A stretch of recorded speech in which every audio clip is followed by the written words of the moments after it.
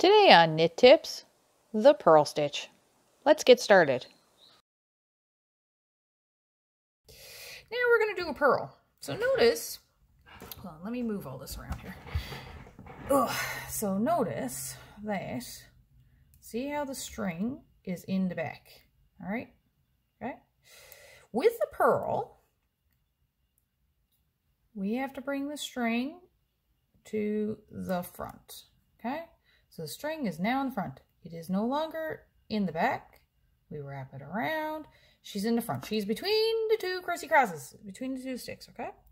So what you're going to do instead of doing this, all right, we're going to harpoon from the front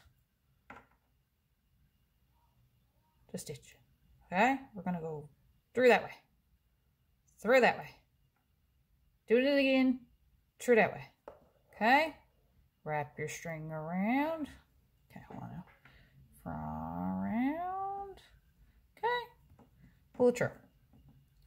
Now, your string is already, if you notice, your string is already in the front. Just do the same thing again. Harpoon that stitch, buddy. You harpoon that stitch. And you bring it around to the front. Okay?